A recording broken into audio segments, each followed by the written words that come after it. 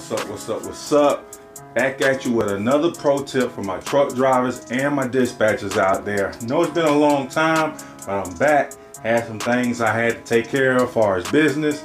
But today we're going to be talking about small brokers and big brokers. What's the difference? All right, let's go. What's the difference between a small broker and a big broker? Something that I've seen in my years of dispatching is pretty much that a small broker has a little bit more wiggle room to give you more on that load than that big broker. Why? Because a big broker has more overhead. When you think of TQL, they have to pay for the lights, they have to pay for the building, they have to pay for all the brokers that they have working for them. So, you know, if they have a load or have a contract, pretty much they have so many people and so many, you know, things that has their hand in that pot. I'm not giving them an excuse, so don't come and message me saying like, CJ, man, you giving them an excuse. That's not, I'm not giving them an excuse, but I'm just being real. You know, sometimes you have to think about it. You know, it's business at the end of the day.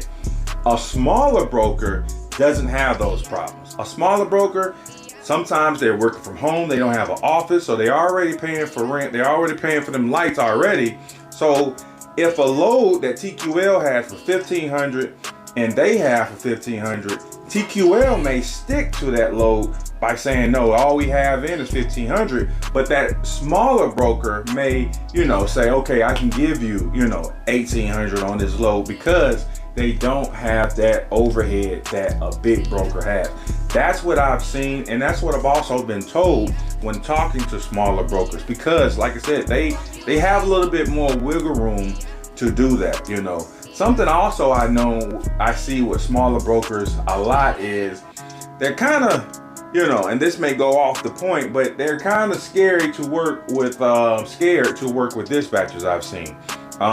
Because they have a lot to lose since they are smaller. A bigger broker, they have, you know, more stuff, more money backing them, more insurance backing them. So not to say that they won't work with dispatchers, some of them, but they have a little bit more, you know, insurance to take a hit than a smaller broker. You know, if a smaller broker lose a contract, that may be it for them versus a big broker. So I have noticed that a lot of small brokers, you know, are kind of weary by working with dispatchers, and you really have to like really spit some game to work with these smaller brokers. But if you want to get more money on a load, is you definitely want to go with the smaller broker.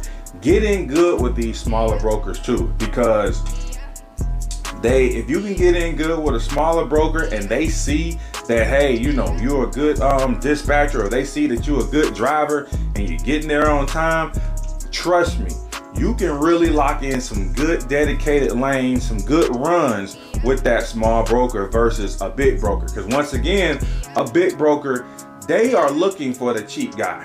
It is what it is. They're looking for the cheap guy. They're looking for a rinky-dink company. They don't care.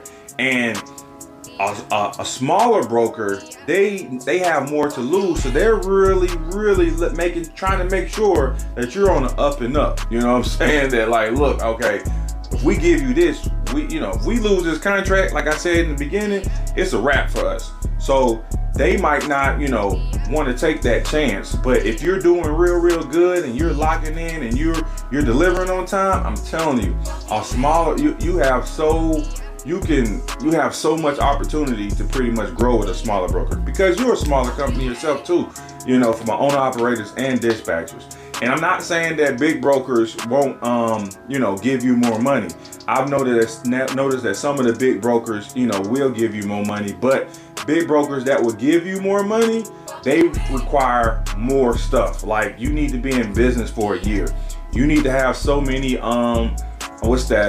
inspections. You need to have so many trucks, you know. So if you're trying to get, you know, the big money and work for those really big brokers, you're going to have some of that stuff. You come in the game, you have a new MC, I'm sorry, you got to work with the cheap QLs. You might be able to work with some of these small brokers, but a lot of times you got to, you know, go through the growing pains and deal with it is. But I just thought I'd get on here and share that quick, you know, tip for you guys, that Smaller brokers, I've noticed that you can get more money out of them versus a big broker. You know, these big brokers, like I said, they got more overhead, they got more hands in the pocket, you know, more hands in the pot than, you know, a smaller broker. You know, all they got is themselves, their laptop, and that's it. So take this tip, you know, look out for the smaller brokers, and when you get somebody, treat them well. That's the whole big thing too.